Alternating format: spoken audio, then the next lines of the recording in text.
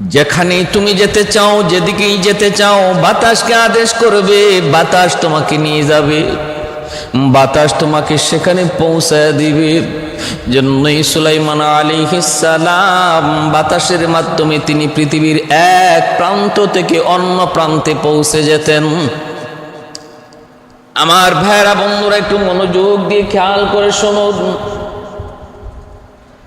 আল্লাহ পাক রব্বুল আলামিন একটা সিংহাসন তখতারে দান করেছিলেন, তখত, যেটাকে সুলাইমানি তখত বলা হয়। তাফসীরের কিতাবের ভিতরে লিখেন 2 ফরসখ মানে 4 বর্গ মাইল ছিল লম্বা। এত বড় একটি তখত, সুলাইমান নবী ওই তখতের উপরে বসতেন।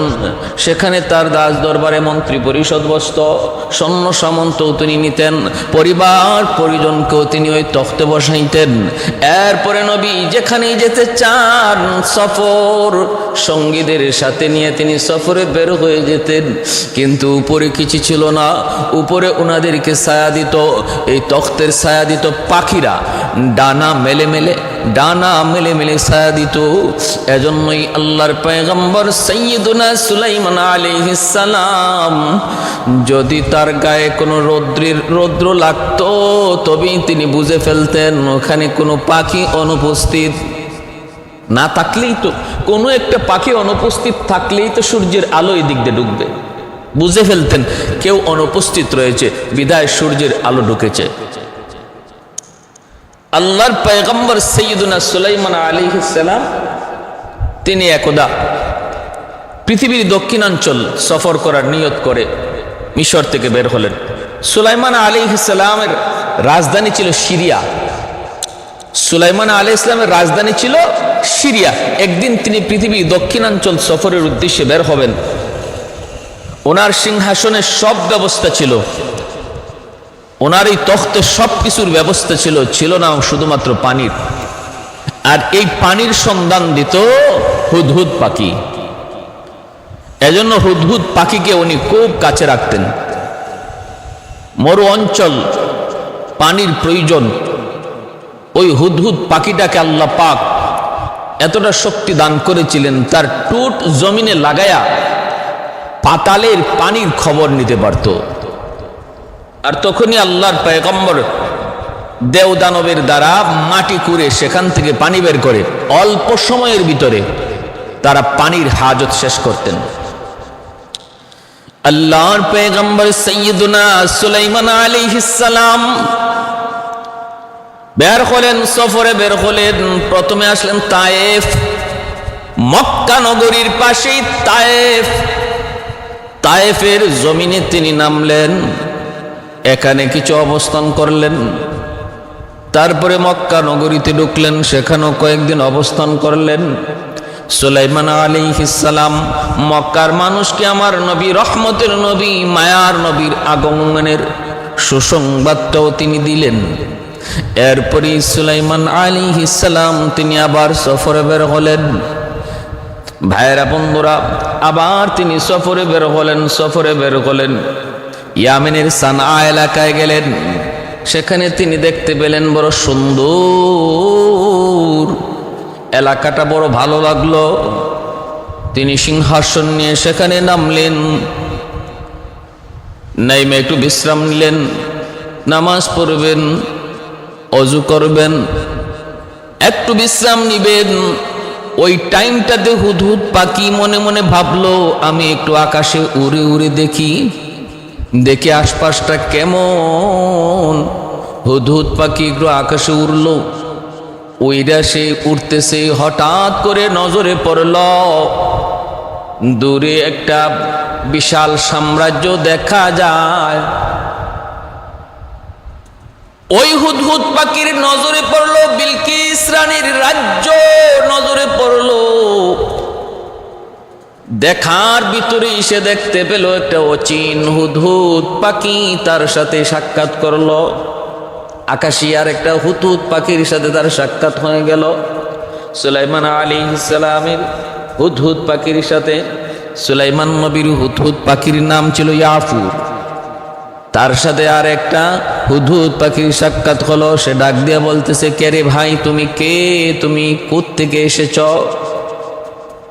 কয় আমি সিরিয়া থেকে এসেছি। কার রাজ্য থেকে? কয় সুলাইমান। তামাম দুনিয়ার বাদশা যিনি, আল্লাহর পয়গম্বর, আমি তার অনুগত একজন সৈন্য, সেখান থেকে এসেছি। কেন? কয়েক সফরে বের হয়েছি। ওই অচিন হুদহুদ পাখিটাও বলতেছে আমিও একটা সাম্রাজ্যে বসবাস করি। আমার রাজ্যের রানী হলেন বিশ্ব সুন্দরী রানী বিলকিস। কোথায়? ওই যে দেখো, ইয়ামেনের মাআরিব অঞ্চলের তিনি একজন রানী। এই কথা বইলেই রানী বিলকিসের হুদহুদ বলতেছে ভাই চল না, একটু চল, আমার রানীর সাম্রাজ্য বড় সুন্দর, একটু দেখে এসো, ঘুরে এসো, চলো তোমার একটু ঘুরে ঘুরে দেখাবো। সুলাইমান আলাইহিস সালামের হুদহুদ পাখি তখন বলেন আরে ভাই আমার যাওয়া ঠিক হবে না, নবী যে কোনো মুহূর্তে আমাকে ডাকবেন, কারণ আমার প্রয়োজনটা খুব বেশি, আমি পাতালের পানির খবর দেই, পানির খবর। এই কথা বলতেই তখন রানী বিলকিসের হুদহুদ বলতেছেন না রে ভাই, তুমি ভয় পাওয়ার কোনো কারণ নাই। নবী যদি তোমাকে নাও পান, নবী যদি তালাশ করে তোমাকে নাও পান, তুমি যদি আমার রাজ্যের রানীর খবর তোমার রাজাকে দিতে পারো, আমার বিশ্বাস তিনি খুশি হয়ে যাবেন, তিনি খুশি হয়ে যাবেন। চলো একটা নতুন খবর, নতুন দেশের খবর তোমাকে দেই। এই বলে রানী বিলকিসের হুদহুদ সুলাইমান আলাইহিস সালামের হুদহুদকে রানীর রাজ্যে নিয়ে গেল, নিয়ে যা কিছু দেখাইবার দেখাইল। এইদিকে হযরত সুলাইমান আলাইহিস সালাম হুদহুদ পাখির প্রয়োজন পড়েছে, তিনি তালাশ করে তারে পান না, রাগান্বিত হয়ে গেলেন। হুদহুদ গেল কোথায়, গেল কোথায়, আমার এখন পানির প্রয়োজন। আবার তিনি উপরে তাকায় দেখতেছেন হুদহুদের জায়গাটাই খালি এবং ওই দিক দিয়ে সূর্যের আলো ঢুকতেছে। সুলাইমান আলাইহিস সালাম তিনি তো খেপে গেলেন। আল্লাহ পবিত্র কুরআনুল কারীমের সূরাতুন নামলে তার এই গুসার কথাটাই ব্যক্ত করেছেন। মালিয়া লা আরাল হুদহুদা আম কানা মিনাল গায়িবিন লা উআযিবান্নাহু আযাবান শাদীদা আও লা আযবাহান্নাহু আও লা ইয়াতিয়ান্নানি বিসুলতানিম মুবিন। গেল কোথায় সে, আমার কি হলো? দোষ করেছে হুদহুদ, কিন্তু সুলাইমান নবী কথা কেন বললেন আমার কি হলো? তাফসীরি কিতাবে এর থেকে বলেন যে এতেই করে তিনি আল্লাহ পাক বুঝাইলেন, কোনো নিয়ামত যদি তোমার হাতছাড়া হয়ে যায় তাহলে মনে করবা সেটা তোমারই কোনো ত্রুটির কারণে হয়েছে। অতএব অন্যের দিকে ওই নিয়ামত হারাইলো কেমনে সেই চিন্তা না করে আমার ভুল কি হলো, আমার তরফ থেকে কি ভুলটা হয়ে গেল সেটা তালাশ করো, সমাধান পেয়ে যাবা। প্যারে হাজরিন, সুলাইমান আলাইহিস সালাম যখন খেপে গেলেন তখন ওই অবস্থায় তিনি করলেন কি, সুলাইমান আলাইহিস সালাম তিনি তার খোঁজ নেওয়ার জন্য সবচেয়ে পাখিদের রাজা যেছে, পাখিদের রাজাকে তিনি আদেশ করলেন তাড়াতাড়ি করে ওরে বের করো এবং বের করে আমার সামনে হাজির করো, উপযুক্ত প্রমাণ যদি দিতে না পারে তাহলে আমি তারে হত্যা করব। ঈগল পাখিকে আদেশ করলেন। ওই ঈগল পাখি আকাশে উঠতে লাগলো, উইরে সে তালাশ করতেছে।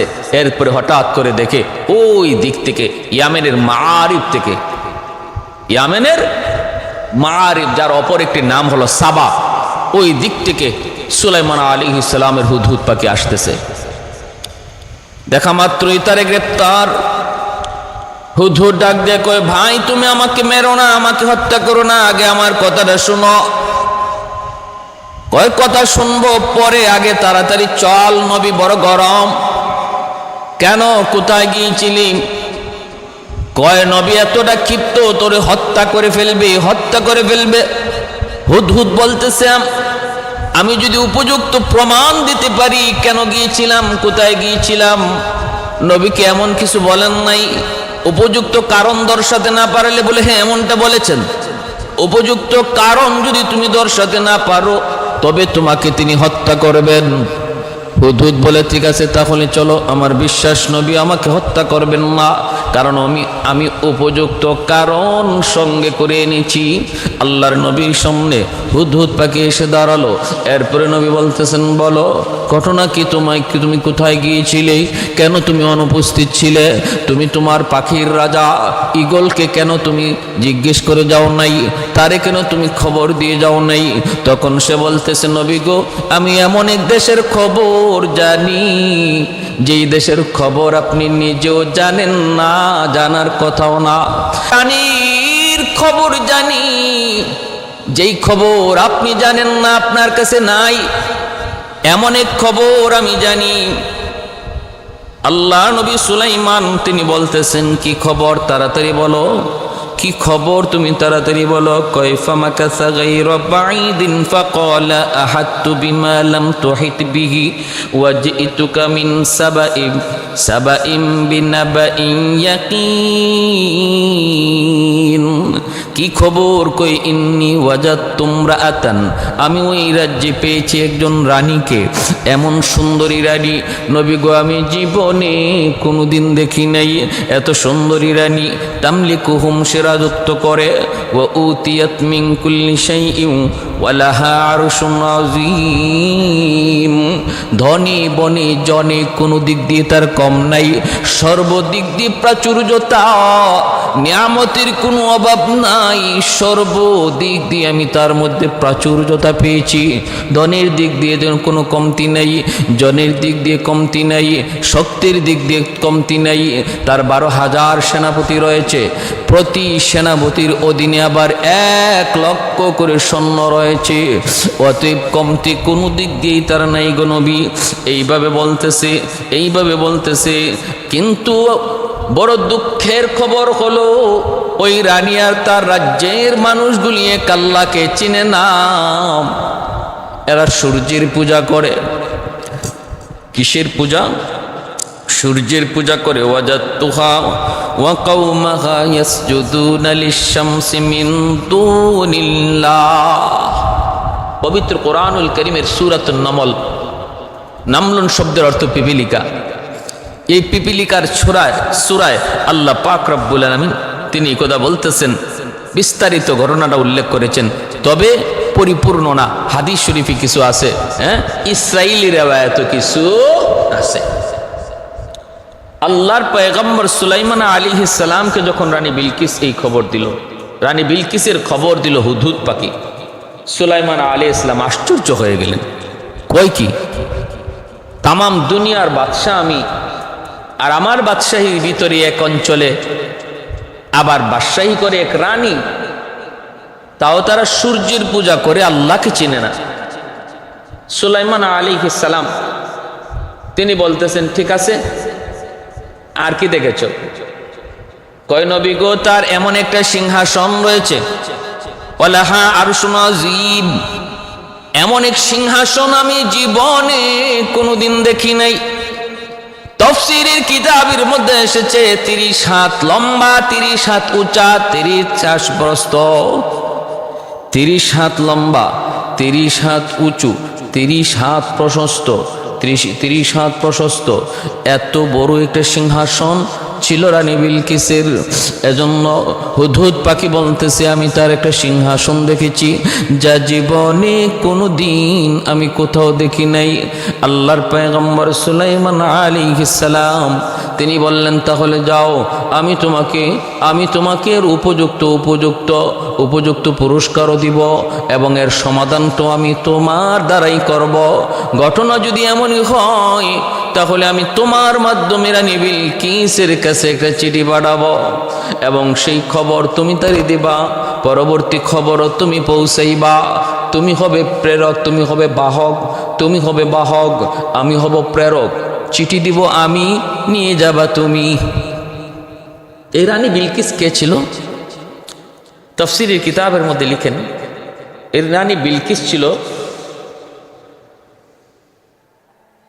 তার বাবার নাম ছিল সারাহিল, 40 পুরুষ পর্যন্ত তারা রাজত্ব করেছে। অতএব রাজ পরিবারের মেয়ে হলো রানী বিলকিস। কোন পরিবারের? রাজ পরিবারের। এই সারাহিলের কোনো সন্তান ছিল না, একমাত্র সন্তান রানী বিলকিস। এজন্য সারাহিলের মৃত্যুর পর বাদশাহ কে হবে, রাজা কে হবে, এই নিয়ে যখন মন্ত্রী পরিষদে আলোচনা উঠল, অধিকাংশের মত হলো তার মেয়ে রানী, তার মেয়ে বিলকিসকে আমরা সিংহাসনে বসাবো। কিন্তু আরেক দল বলতেছে না, একজন মহিলা আমাদের রাজা হয় কেমনে, বাদশাহ হয় কেমনে, তার দ্বারা রাজ্য পরিচালনা করা সম্ভব হবে না, মহিলারা দুর্বল, তাদের জ্ঞানও পুরুষের অর্ধে, কেমনে হবে? এই দ্বিমত করে করে প্রচন্ড আকারের দুই দলে ভাগ হয়ে গেল এই মারিব অঞ্চল। এক দলে চাইতেছে রানী হবে বিলকিস, আর একজনে চাইতেছে না, আমাদের রাজা হবে পুরুষ। দুই দলে ভাগ হয়ে অঞ্চলটা দুই ভাগে বিভক্ত হয়ে গেল। এক ভাগের রানী হলো বিলকিস, আরেক ভাগের রাজা হলো আরেকজন পুরুষ। এভাবে চলছে বেশ কিছুদিন। কিন্তু রানী তো রাজ পরিবারের মেয়ে, রাজ্য পরিচালনা করার তার যে অভিজ্ঞতা, সব মিলায়া তার রাজ্য পরিচালনাটাই সুষ্ঠু হচ্ছে এবং দিন দিন উন্নত হচ্ছে। প্রচুর কাজ করলো রানী তার দেশে। পবিত্র কোরআনুল কারীমের সাইল আল আরাম বলতে যে ওই বাঁধ আছে, দুই পাহাড়ের মাঝখানে বাঁধ বেঁধেছিলেন রানী। এই বাঁধের দ্বারা বৃষ্টির পানি তিনি জমায়া রাখতেন আর সাগরের নোনা পানি থেকে তার অঞ্চলকে মুক্ত রাখতেন। এই বাঁধের দ্বারা বৃষ্টির পানি জমায়া রাখায় ফসলাদি এবং বাগান পরিচর্যা, ফল ফলাদি তাদের দেশে উৎপাদন করতে পানির যা প্রয়োজন ছিল সবটাই তারা পেয়ে গেল। পুরাপুরিভাবে তাদের পানির প্রয়োজন পুরা হলো। এতে করে এই রানী বিলকিসের অঞ্চল ফল ফলাদিতে ভরপুর হয়ে গেল, ভরপুর। এমনকি বলা হয়, তফসিরি কিতাবে এসেছে যে রানী বিলকিসের যে বাগান, এই বাগানে এত বরকত হয়েছিল ফল ফলাদির, কোনো একজন মানুষ যদি খালি একটা টুকরি নিয়ে বাগানের ভিতর দিয়া যায়, কোনো ফল, পাকা ফল পারতে হবে না, বরং মাথায় টুকরি নিয়ে গেলেই গাছ থেকে পাকা ফল পরে পরে তার টুকরি ভরে যেত। লোকজন সব রানীর পক্ষে আসতে লাগলো। মারিবের মানুষগুলা দেখতেছে রানী বিলকিসের রাজ্য পরিচালনা বড় সুন্দর এবং তার রাজত্বের পরিচালনা বড় সুন্দর, বিচার বিভাগ বড় সুন্দর, সর্বদিক দিয়ে নিয়ামতের কোনো কমতি নাই। মানুষজন একে একে রানীর পক্ষে আসতে লাগলো। আর ওই রাজার অঞ্চল, ওই পুরুষ রাজার অঞ্চলে এতটা উন্নয়ন নাই। তখন জনগণ বলতেছে, তুমি পারবা না। আসলে আমরা যা মনে করেছিলাম রানী মেয়ে হওয়ার কারণে, মহিলা হওয়ার কারণে সে বুঝি পারবে না, আমাদের চিন্তা চেতনা ভুল। তুমি রাজত্ব ছেড়ে দাও, পুরা অঞ্চলটাই রানী বিলকিসের আন্ডারে দিয়ে দাও। কিন্তু ওই রাজারা মানতে রাজি না, মানতে রাজি না, জনগণের কথা মানতে রাজি না, বরং সৈন্য সামন্ত নিয়া রানীর সাথে আরো বিরোধিতা শুরু করলো। যুদ্ধ লাগবে লাগবে এমন পরিস্থিতি তৈরি করে নিল ওই রাজা। রানী বিলকিস বড় বিচক্ষণ, বুঝতে পেরে গেল যে কোনো সময় যুদ্ধ বাধায় দিতে পারে, যে কোনো সময় যুদ্ধ বাধায় দিতে পারে। তাহলে এখন কি করা দরকার? যুদ্ধ থেকে যদি বাঁচতে হয় তাহলে প্রয়োজন হলো বুদ্ধির। রানী একটা চিঠি লিখলো ওই বাদশার কাছে। চিঠির ভাষা ছিল, আমি তোমাকে বিয়ে করতে চাই। রাজা তো চিঠি পেয়ে একদম আনন্দে আত্মহারা, কি খুশি, জবাব দিল, আমিও তো মনে মনে দীর্ঘদিন যাবত এমনটাই আশা করতেছিলাম, কিন্তু সাহস পাই না। আজ যখন তুমি নিজের মুখেই বলেছ তাহলে কোনো আপত্তি নাই, আমি তোমাকে বিয়ে করতে রাজি। এখন দেখা যায় কবরটা রটে গেল। রানী বিলকিসকে তার নিজের আপনজন অনেকেই বলতেছে এটা কি সত্য? বলে সত্য, আমি তারে বিয়ে করব, কারণ আমি একজন রানী, আমার তো বিয়ের প্রয়োজন, আমার তো সন্তান সন্ততির প্রয়োজন। এই মুহূর্তে আমার উপযুক্ত আর তো কেউ নাই, সে তো একটা অঞ্চলের রাজা, রাজাই তো রানীকে বিয়ে করবে, আমি বিয়েতে রাজি। ধুমধাম করে বিয়ে হয়ে গেল। বাসর রাত, সব ধরনের পানীয়ের ব্যবস্থা করা হলো।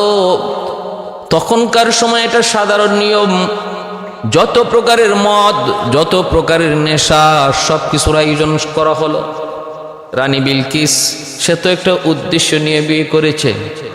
ওই বাসর রাতে রানী রাজারে খুব ইচ্ছা মতো ভরপুর মদ পান করাইল। বেশি পরিমাণে মদ পান করাইল ওই বাদশারে, এতটা মদ পান করাইল রানী বিলকিস, এতে করে সে বেহুশ হয়ে গেল, অজ্ঞান হয়ে গেল।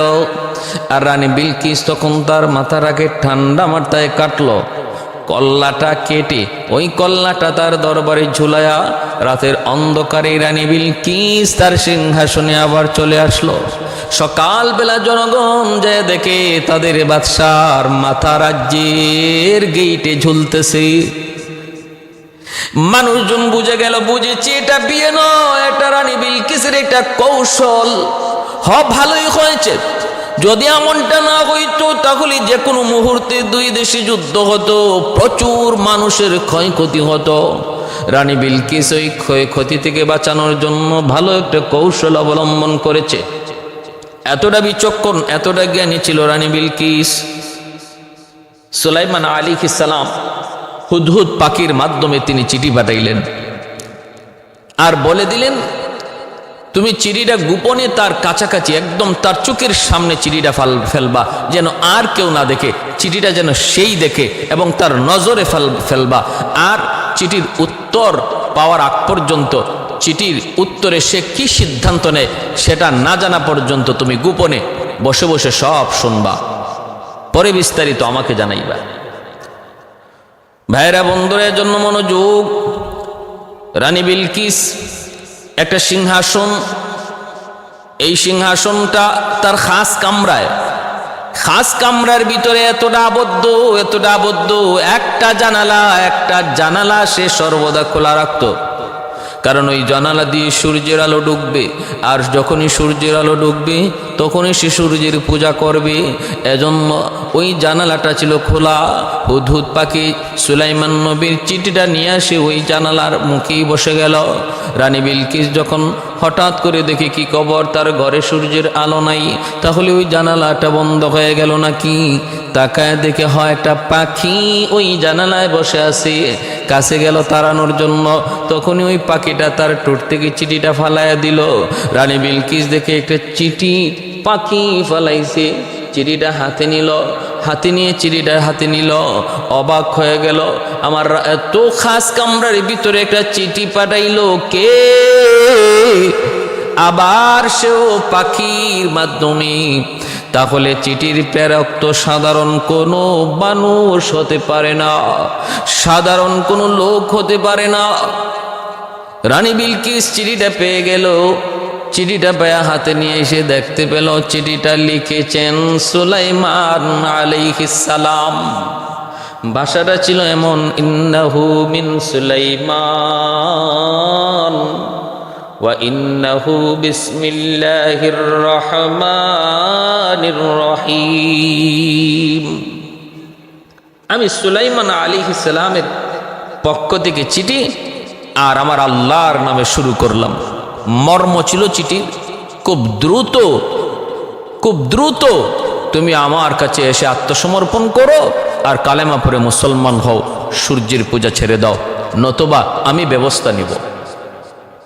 এই চিঠি পাওয়া মাত্রই রানী বিলকিস মন্ত্রী পরিষদের মিটিং ডাকলো। চিঠি পায়া মিটিং ডাকলো, জরুরি মিটিং। রানী বিলকিস এইবার বলতেছে, আমার কাছে একটা চিঠি এসেছে, চিঠির ব্যাপারে জরুরি পরামর্শ চাই। বলে কার পক্ষ থেকে? সুলাইমান নবীর পক্ষ থেকে। সুলাইমান আলাইহিস সালামের পক্ষ থেকে আমার কাছে চিঠি এসেছে। কি চিঠির ভাষা? কয় ভাষা হলো আমরা আত্মসমর্পণ করব, কালেমা পড়ে মুসলমান হব, সূর্যের পূজা ছেড়ে দিব, নতুবা তিনি ব্যবস্থা নেবেন। এখন আপনারা পরামর্শ দিন, কি করব আমরা? জবাব কিভাবে দেব? আমরা কি লড়ব নাকি তার কাছে আত্মসমর্পণ করব? ওই সৈন্যদের ভিতরে, মন্ত্রী পরিষদের ভিতরে একজনের নাম ছিল মানজার। মানজার ছিল ভিতরে ভিতরে রানী বিলকিসের প্রতি দুর্বল। মানজার ছিল ভিতরে ভিতরে দুর্বল।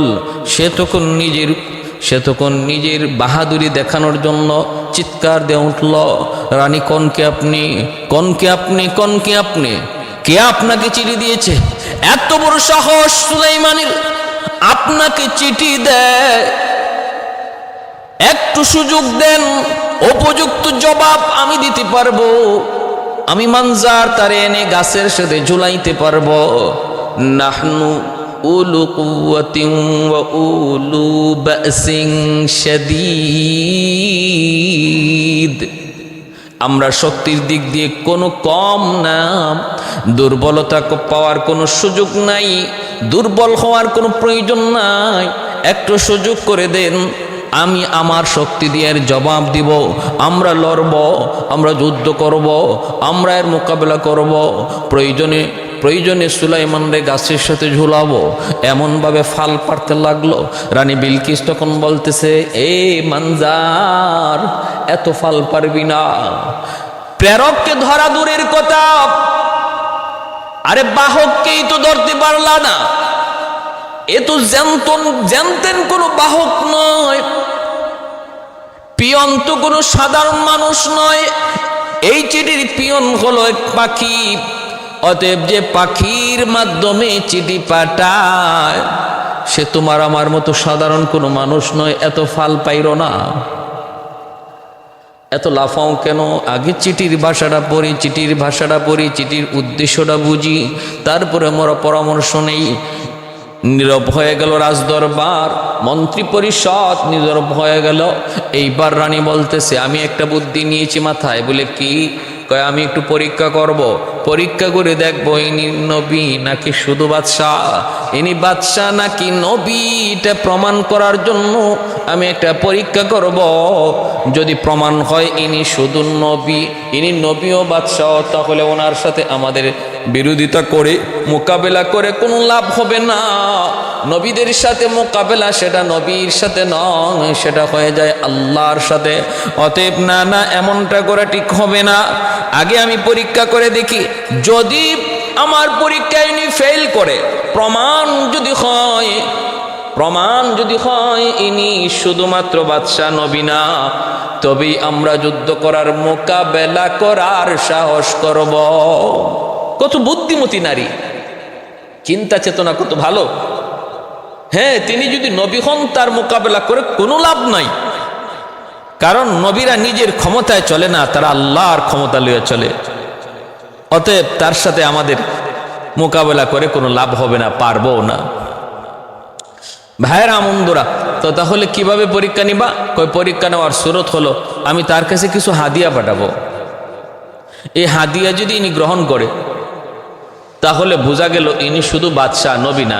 আর হাদিয়া যদি গ্রহণ না করে, তাহলে বোঝা যাবে দুনিয়ার প্রতি বিন্দু পরিমাণ তার কোনো লোভ নাই, লালসা নাই, ইনি আল্লাহর পক্ষ থেকে প্রেরিত রাসূল এবং নবী। যদি এমনটাই প্রমাণিত হয়, তখন তার কাছে আত্মসমর্পণ করা ছাড়া আমাদের আর কোনো পথ নাই। ভাইয়েরা বন্ধুরা, এই বইলে একটা সে চিঠি লিখলো, হাদিয়া পাঠাইলো, হাদিয়া। আর যখন মানজার চলে আসবে, আর বলতেছে, মানজার, সব খবর কিন্তু হুদহুদ পাখি আড়ালে থেকে থেকে শুনতেছে, দেখতেছে।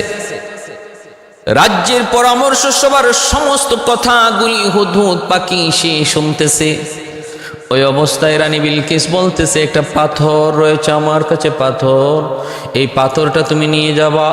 মানজার, ওটা বড় দামি পাথর, পাথরের ভিতরে রয়েছে একটা ছিদ্র, পাথরের ভিতরে আছে একটা ছিদ্র, আঁকা বাঁকা ছিদ্র। এই ছিদ্রটা দিয়া একটা সুতা কেউ ঢুকাইতে পারে না। তুমি সুলাইমান নবীকে বলবা তিনি যেন এই পাথরটার মধ্যে একটা সুতা লাগায়া দেন। আমার মনের বড় শখ, আমার মনে বড় শখ, আমি ওই পাথরটা গলায় মালা হিসাবে পরব। নেও পাথরটা নিয়ে যাও, আর কারো কাছে পাথরটা দিবা না, সোজা সুলাইমান নবীর কাছে। আর নিয়ে যাও 1000 ইট প্যাকেট করে তোমরা হাদিয়া নিয়ে যাও।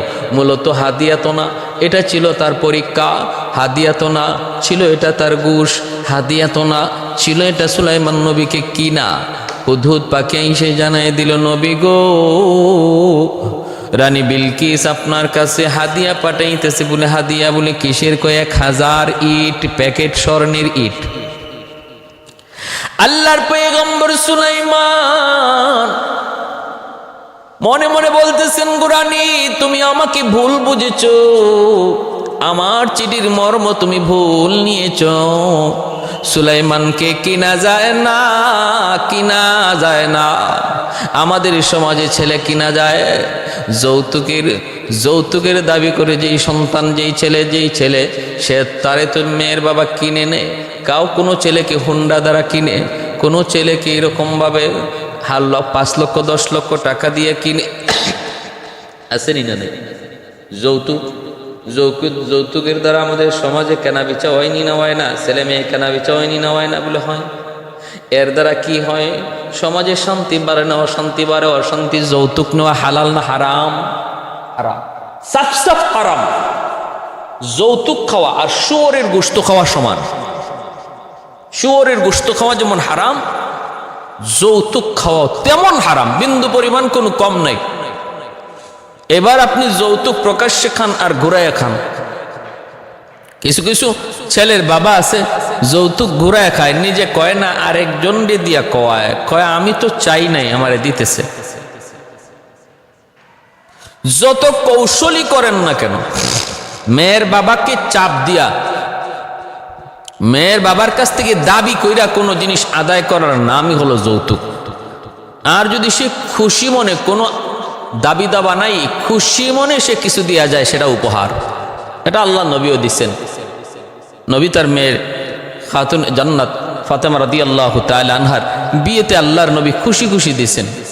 প্যারে হাজিরিন, সেদিকে আমার উদ্দেশ্য না, বলা উদ্দেশ্য, সুলাইমান আলাইহিস সালামকে 1000 স্বর্ণের ইট দিয়ে রানী বিলকিস কিনতে চাইল। আল্লাহর পয়গম্বর সুলাইমান আলাইহিস সালাম জিন্নাতদেরকে আদেশ করলেন, 18 বর্গ মাইল রাস্তা স্বর্ণের ইট দ্বারা বানায় দাও। দোনো পাশে তোমরা গবাদি পশু বেঁধে রাখো। গবাদি পশু খানার পাত্রটা স্বর্ণের পাত্র বানাও। ওই গবাদি পশুগুলি যে মলমূত্র ত্যাগ করবে সেটাও যেন এই স্বর্ণের রাস্তার উপরে পড়ে। 18 বর্গ মাইল রাস্তা স্বর্ণ দিয়া বাধাই করো। যেই দিক দিয়া মানজার আসতেছে, যেই দিক দিয়া রানী বিলকিসের এই হাদিয়া নিয়ে আসতেছে, ওই রাস্তাটা 18 বর্গ মাইল পর্যন্ত স্বর্ণ দিয়া বাধাই করে ফেললো জিন্নাতরা অল্প সময়ের ভিতরে, অল্প টাইমের ভিতরে। ভাইরা বন্ধুরা, আর নবী বলতেছেন 1000 স্বর্ণের ইট ওদের সাথে আছে। অতএব যেই জায়গায় ইট বিছায় রাখছো, ওই ইট বিছানো জায়গাটা থেকে 1000 স্বর্ণ ইট, 1000 স্বর্ণের ইটের জায়গা ফাঁকা রেখে দিবা, যেন ওরা আসার পর ওরা ভয় পেয়ে যায়, ওরা যেন ভয় পেয়ে যায়, এরা যেন ভয় পেয়ে যায়।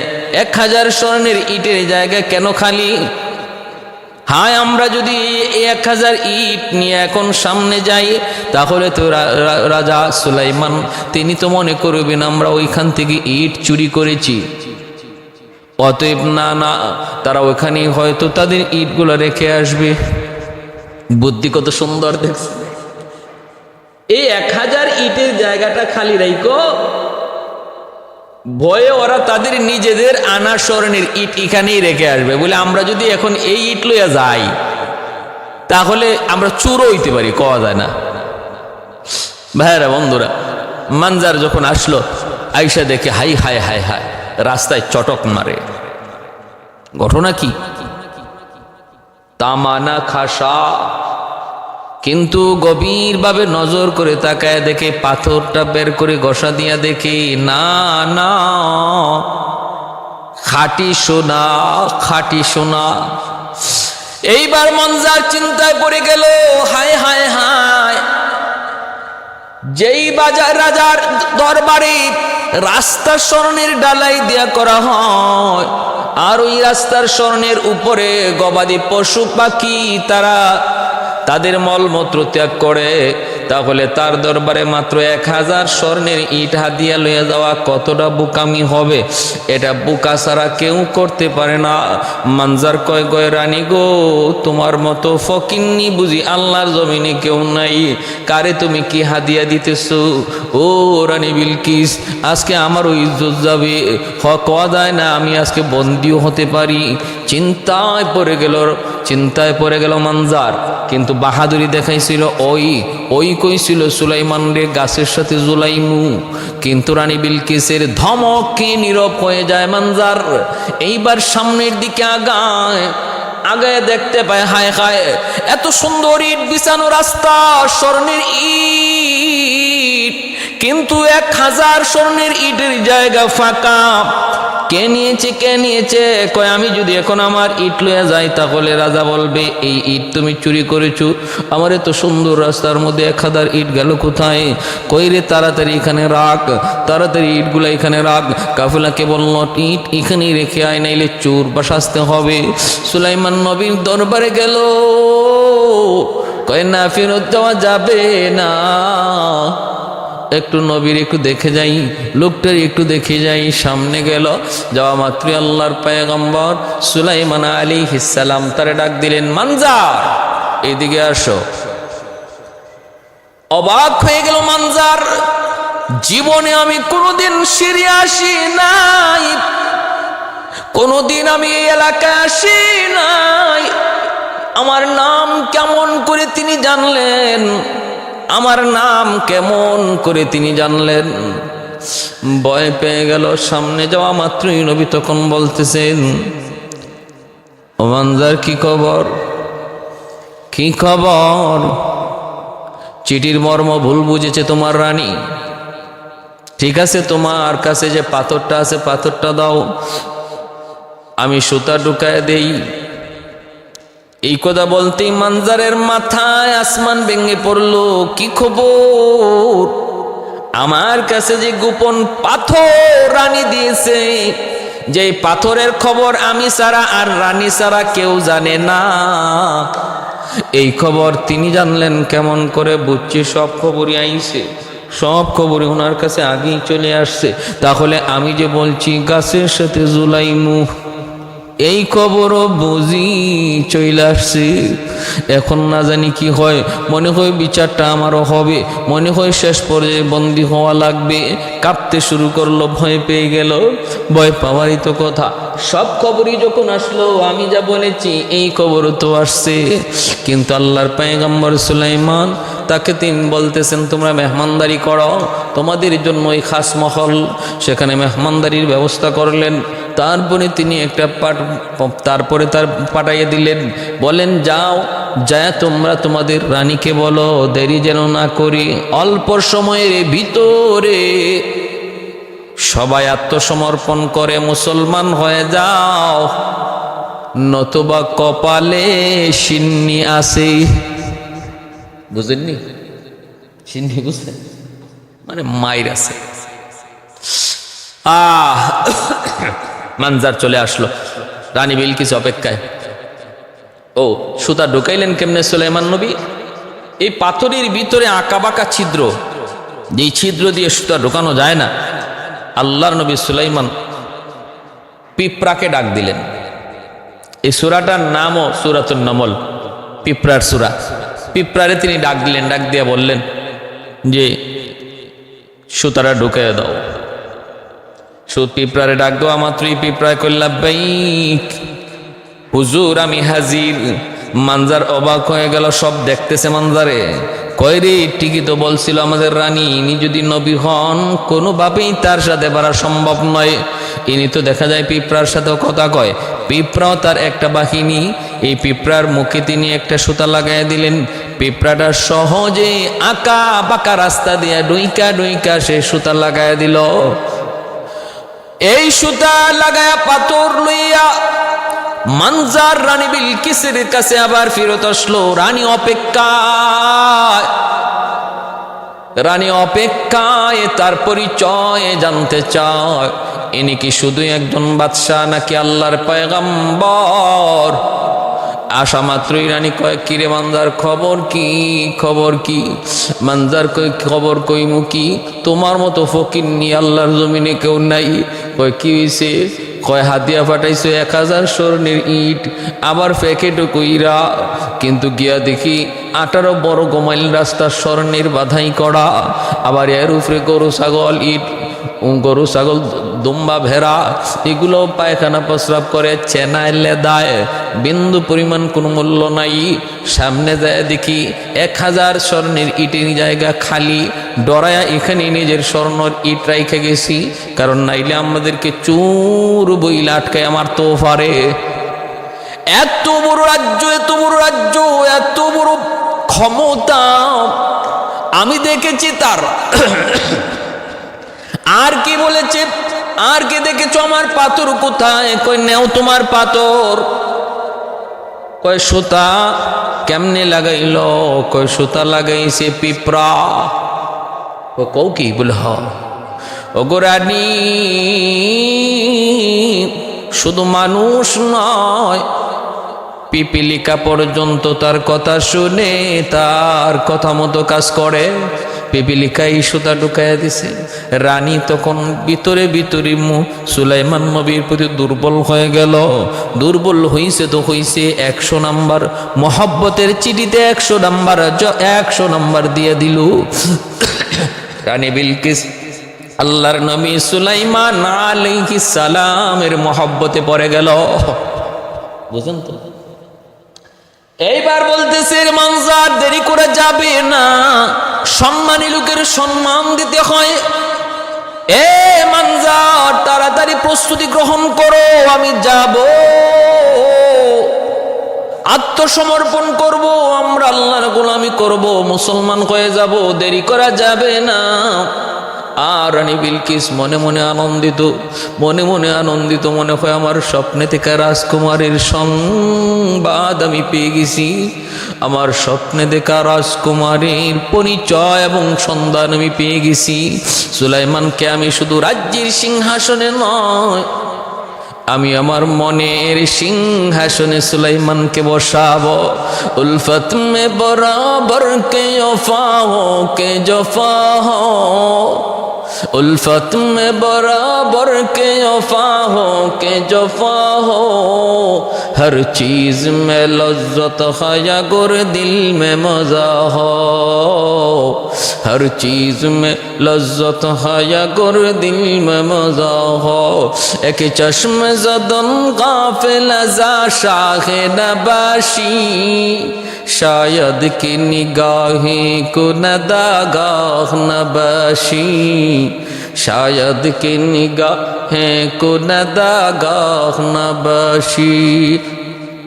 আমার ভাইরা, রানী বিলকিস সুলাইমান আলাইহিস সালামের দরবারে রওনা দিল।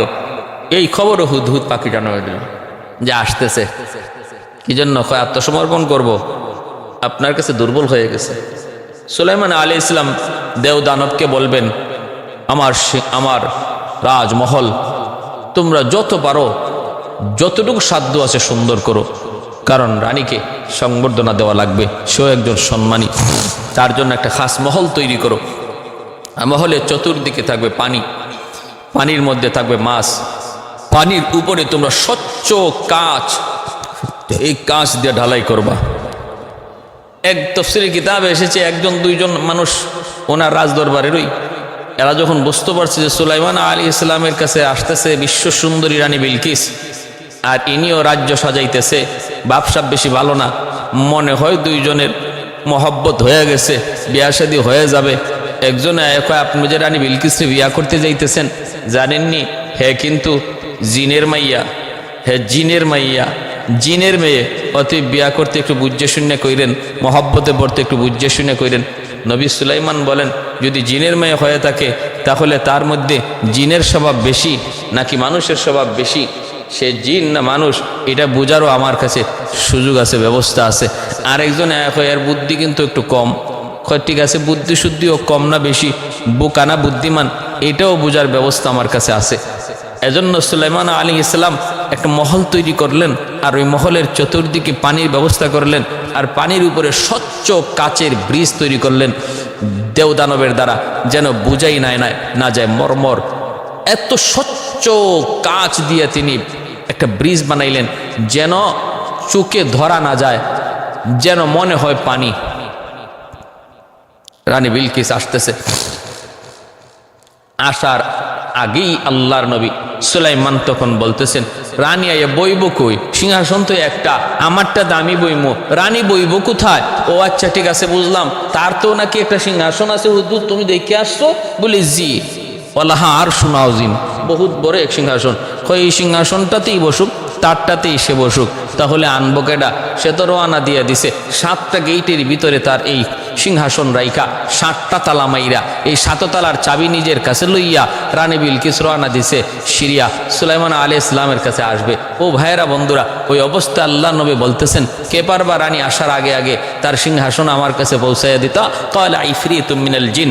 আল্লাহ পাক পবিত্র কোরআনুল কারীমের মধ্যে বলছেন যে ওই অবস্থায় রানী বিলকিস আসার সময় আসার আগে আগেই কে আমার কাছে এটা পৌঁছায় দিতে পারবা? তখন ক্বালা ইফরিতুম মিনাল জিন আনা আতিকা বিহি ক্বাবলা আন তাকুমা মিন মাকামিকা ওয়া ইন্নী আলাইহি লাকাবিয়্যুন আমিন। আমি আপনার কাছে এটা পৌঁছায় দিব, সে পৌঁছার আগে আগে, এই শক্তি আমার কাছে আছে। সুলাইমান আলাইহিস সালাম বলে, না না, আমার আরেকটু আগে দরকার, আরেকটু তাড়াতাড়ি দরকার, এর চেয়েও বেশি তাড়াতাড়ি কে পারবা? ক্বালা আল্লাযী ইনদাহু ইলমুম মিনাল কিতাব আনা আতিকা বিহি ক্বাবলা আন ইয়ারতাদ্দা ইলাইকা তরফুক। তখনই আল্লাহর নবী সুলাইমান আলাইহিস সালামের দরবারে একজন মানুষ, জিনে কইছে আপনার কাছে রওনা দিয়ে দিছে কাফেলা, সেই কাফেলা আপনার কাছে আসার আগে আগে সিংহাসন পৌঁছে যাবে। কিন্তু মানুষ, একজন মানুষ যার কাছে ইসমে আজম ছিল, ইসমে আজমের ক্ষমতা ছিল, তিনি বললেন আমাকে আরো সুযোগ দিলে আমি আরো তাড়াতাড়ি আপনার কাছে এনে দিব। কয় কত তাড়াতাড়ি? কয় আপনি শুধু চোখটা ঘোরাবেন আর দেখবেন সিংহাসন আপনার সামনে হাজির হয়ে গেছি। আসিফ ইবনে বারখিয়া তার নাম, যিনি মানুষ। দেখেন একজন মানুষের শক্তি। সুলাইমান আলাইহিস সালাম বলে ঠিক আছে নাও, তাহলে এটাই করো। সুলাইমান আলাইহিস সালামের চোখ ঘোরানোর সঙ্গে সঙ্গে এই রানী বিলকিসের সিংহাসন সেই ইয়ামেনের মারিব থেকে সিরিয়ায় পৌঁছে দিলেন, হাজার হাজার মাইল দূরে। মাটির নিচ দিয়া সিংহাসন ঢুকলো, আর মাটির নিচ দিয়েই সুলাইমান আলাইহিস সালামের চোখের সামনে এসে সিংহাসন ভেসে উঠল। সুবহানাল্লাহ। শক্তি কার? একমাত্র শক্তির মালিক কে? আল্লাহ। সুলাইমান আলাইহিস সালাম সিংহাসন কাছে আনার পর তিনি বলতেছেন, এটারে কিছু পরিবর্তন করো। সুলাইমান আলাইহিস সালাম একটু পরিবর্তন করাইলেন দেওদানবের দ্বারা, নাক্কিরুহু। সুলাইমান আলাইহিস সালাম বলতেছেন, এটার একটু পরিবর্তন করো। কেন? যেন সে বুঝতে না পারে যে এটা তারই সিংহাসন, এটা যেন বুঝতে না পারে। ভাইয়েরা বন্ধুরা, এজন্য হযরত সুলাইমান আলাইহিস সালামের চোখের সামনেই قال نكروا لها عرشها ننظر أتهتدي أم تكون من الذين لا يهتدون فلما جاءت قيل أهكذا عرشك قالت كأنه هو وأوتينا العلم من قبلها وكنا مسلمين। সুলাইমান আলাইহিস সালাম বলতেছেন, বলো তো এই সিংহাসনটা কার? চিনুনি তুমি সিংহাসনটা? এটা কি তোমার? কয় এমনই তো লাগে। পুরা বলতেও পারে না যে এটা আমার। কয় এটা তো এমনই লাগে, কান না হু এমনই তো লাগে। সুলাইমান আলাইহিস সালাম বুঝলেন যে কথা বুঝছিলাম, শুনছিলাম, বোকা না বুদ্ধিমতী সরাসরি বলে নাই যে হ্যাঁ এটাই তো আমার সিংহাসন, অথবা অস্বীকারও করে নাই, না এটা কেমন করে হতে পারে? যে সিংহাসন আমি 7টা গেইটের ভিতরে রেখে আসলাম, এটা আবার এখানে কেমন করে আসতে পারে? অস্বীকারও করবে এমনও না। কয় মাঝখান দিয়ে একটা জবাব দিয়ে দিছে, আমারটার মতোই তো লাগে। সুলাইমান আলাইহিস সালাম বুঝলেন সে বুদ্ধিমতী। এরপরে তিনি বললেন যে ঠিক আছে, তোমার খাস কামরার ভিতরে তুমি যাও, ওই যে মহলটা, ওই মহলটা হলো তোমার মহল। যাওয়ার সময় দেখে পানির নিচে দেখা যায় বিভিন্ন মাছ দৌড়াদৌড়ি করে। সুলাইমান আলাইহিস সালাম দেখতে চান যদি সে জিনের মেয়ে হয়ে থাকে তাহলে তার পায়ের মধ্যে জিনের পশম থাকবে। তখন পানিটা দেখা মাত্রই সে মনে করছে তো পানি, দেখবেন মানুষ স্বাভাবিকভাবে পানি দেখলে তখন কাপড়ে হাত দেয়। এই রানী বিলকিসও তার কাপড়ে হাত দিছে, হ্যাঁ, কাপড় পায়ে থেকে তার কাপড় একটু সরে গেল। সুলাইমান আলাইহিস সালাম তিনি বুঝে ফেললেন যে না, তার গায়ে জিন্নাতের এইরকম কোনো পোশাক না, জিন্নাতের পশম না, অতএব সে মানুষেরই সন্তান। আমার ভাইয়েরা বন্ধুরা, এই হলো একটা মত। কিন্তু আমি বলতেছি যে কথা, জিন্নাতের সুলাইমান আলাইহিস সালামের যে এই যে রানী বিলকিস, তার বাবার নাম ছিল সারাহিল, কিন্তু মার নাম ছিল মালামা, অথবা আরেকটা রাওয়ায়াতে রাইহানা। এই মালামা বা রাইহানা, এটা কোন তফসিরি কিতাবে লিখছেন যে রানী বিলকিসের মা ছিল জিন জাতি আর বাবা ছিল মানুষ, আর তাদের সন্তান হলো রানী বিলকিস। এজন্য সন্দেহ ছিল রানী বিলকিস মানুষ না জিন। কিন্তু আমার যুক্তিতে ধরে না, আমার বিবেকে ধরে না। এখানে কিছু প্রশ্ন জাগে। প্রশ্ন হলো যে সুলাইমান আলাইহিস সালামের এই যে রানী বিলকিসের বাবা সারাহিল, সে মানুষ তো এ জিন কেন বিয়া করবে? এর কারণ অনেক কিতাবে অনেক তফসিরে লিখছেন যে সে তার অধিক সুন্দরী তালাশ করতে যায় সে পরীকে বিয়ে করেছিল, জিন্নাতের মধ্যে পরীকে বিয়ে করেছিল। কিন্তু আমি বলি শোনেন, পরী বলেন আর যাই বলেন, আল্লাহর কালাম বলে সৃষ্টির সবচেয়ে সুন্দর হলো মানুষ, এরপরে দ্বিতীয় হলো ফেরেশতা, তৃতীয় হলো জিন জাতি। অতএব জিন কখনো মানুষের চেয়ে সুন্দর হতে পারে না। অতএব এই যে কথাটা বলা হয় যে সারাহিল সুন্দরী বিধায় পরীকে বিয়ে করেছিলেন, এটা একটা ভুল কথা। মানুষের চেয়ে জিন জিন মানুষের সুরত ধরতে পারে, কিন্তু প্রকৃত জিন্নাত কখনো মানুষের চেয়ে সুন্দর নয়। পবিত্র কোরআনের সূরা 3-এর মধ্যে দেখেন না, আল্লাহ বলেছেন লাকাদ খালাকনাল ইনসানা ফি আহসানি তাকওয়িম, মানুষকে আমি আল্লাহ সবচেয়ে সুন্দর করে তৈরি করেছি। অতএব জিন মানুষের চেয়ে সুন্দর হয় কেমন করে? এক। দ্বিতীয় কথা হলো, জিনের দ্বারা মানুষের গর্ভে মানুষ গর্ভবতী হবে কিনা, আর মানুষের দ্বারা জিন গর্ভবতী হবে কিনা, এটা অসম্ভব, হতেই পারে না। মানুষের দ্বারা কখনো জিন গর্ভবতী হবে না, আর জিনের দ্বারা কখনো মানুষ গর্ভবতী হবে না। যদি এমনটা হতো তাহলে আল্লাহর সৃষ্টি সম্পূর্ণ উল্টে যেত। কারণ জিন বহু জায়গায় বহু করে ঢুইকা বহু নারীর সাথে অন্যায় আচরণ করতেই পারে। তার দ্বারা যদি গর্ভপাত হয়ে যেত, গর্ভধারণ করত কোনো মানুষ, তাহলে সৃষ্টির মধ্যে উলট পালট হয়ে যেত, এই সুযোগ আর এই শৃঙ্খলা আর থাকতো না। অতএব এটা অসম্ভব। সুলাইমান আলাইহিস রানী বিলকিসের বাবা মুসলমান আর মা পরী, এই কথাটা যদিও বলা হয়, কিন্তু বিজ্ঞরা এই কথাটাকে মানেন না, মাইনে নিতে পারেন না। সুলাইমান আলাইহিস সালাম যখন রানী বিলকিসের পা উঠাইল পানি পার হওয়ার জন্য, আল্লাহ নবী তখন বলতেছেন যে কাপড় সরাইতে হবে না, এর উপরে স্বচ্ছ কাচের ব্রিজ রয়েছে। তখনই সে সেজদায় পড়ে গেল আর বলতেছে যে না, আমার এবার বুঝ হয়ে গেছে, আপনি আল্লাহর পয়গম্বর। 40 পুরুষ পর্যন্ত রাজ্য ক্ষমতায় আমার পূর্বপুরুষ, এমন ক্ষমতা কখনো দেখি নেই। এটা মানুষের কোনো কাজ হতে পারে না, এটা মানুষের কোনো কাজ হতে পারে না। এই বইলেই সাথে সাথে সে তওবা করলো এবং ওই তার এই মূর্তি পূজা সেরে সুলাইমান আলাইহিস সালামের কাছে قالت رب إني ظلمت نفسي وأسلمت مع سليمان لله رب العالمين, আমি আমার নফসের উপরে জুলুম করেছি, আমি সুলাইমান নবী এবং তার রবের উপরে ঈমান আনলাম। এতটুকু বলি আল্লাহ পাক রব্বুল আলামিন পবিত্র কোরআনের সূরাতুন নামলে সুলাইমান আলাইহিস সালাম এবং রানী বিলকিসের ঘটনাটা আল্লাহ পাক এখানেই সমাপ্ত করলেন। সিরির কিতাবে এবং ইসরাইলের রাওয়ায়াতের মধ্যে আরো বিভিন্ন কথা রয়েছে। ভাইরা বন্ধুরা, সুলাইমান নবী বিলকিস রানীকে বিয়ে করেছিলেন।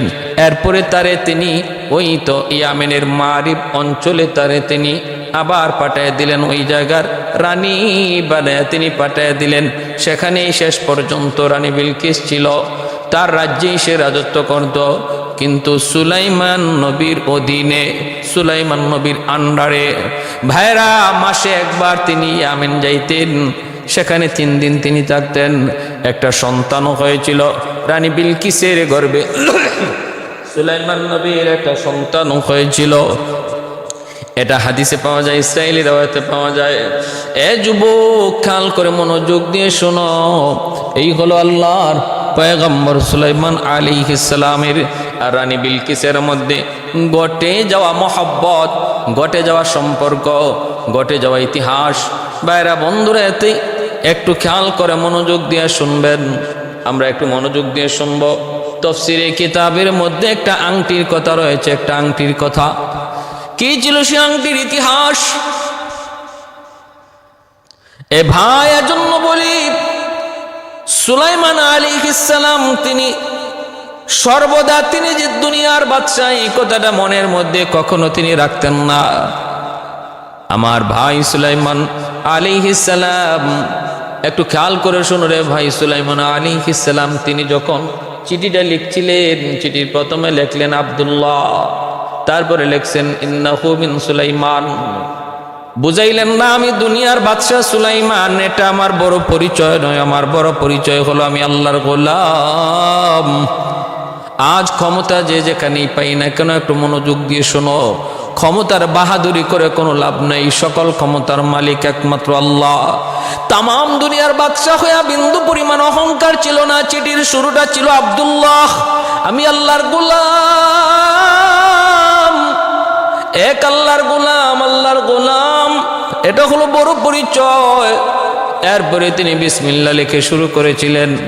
এজন্য মনে রাখবেন, পবিত্র কোরআনুল কারীমের মধ্যে 114 খানা সূরা, এই সূরার মধ্যে 114 খানা সূরা বিসমিল্লাহ আছে, 114 খানা। কেমনে কয় সূরাতুন নমলের মধ্যে বিসমিল্লাহ 2 বার, একবার শুরুতে আর একবার হলো এই সুলাইমান নবীর চিঠির ভাষাটা আল্লাহ উল্লেখ করেছেন। তাহলে এক সূরার মধ্যে 2 বার, আর আরেকটা সূরা আছে পবিত্র কোরআনে সূরাতুত তওবা, সূরাতুত তওবার মধ্যে বিসমিল্লাহ নাই, এক সূরার মধ্যে নাই, আর এক সূরায় 2 বার। অতএব সব মিলে কোরআনে বিসমিল্লাহ এসেছে 114 বার। কতবার? 114 বার এসেছে। আমার ভাইরা, এই ছিল হযরত সুলাইমান আলাইহিস সালামের সাথে ঘটে যাওয়া রানী বিলকিসের সংক্ষিপ্ত কিছু কথা। কিন্তু এই আংটির ঘটনাটা কি, আর আল্লাহ এই মানুষ জাতিকে দেবদানবের চেয়ে শক্তি কিভাবে বাড়াইয়া দিলেন, এমন ফেরেশতার চেয়েও মানুষ যদি সম্মান ইজ্জত আল্লাহ কেমনে বাড়াইলেন, আমরা ইনশাল্লাহ আংটির ঘটনাটা আগামীকাল শুনবো, আল্লাহ যদি তৌফিক দান করেন। তবে এই কথাটা ইয়াদ করা উচিত যে আল্লাহর কোরআনে যা বর্ণিত আছে এটাই হলো সহি এবং বিশুদ্ধ ইতিহাস। এর বাহিরে যেগুলা আমরা শুনতে পারি, কিন্তু বাকি এগুলা হলো ইসরাইলি রওয়ায়াত। হ্যাঁ, এর উপরে ঈমান আনা যাবে না, ইয়াকিন করা যাবে না।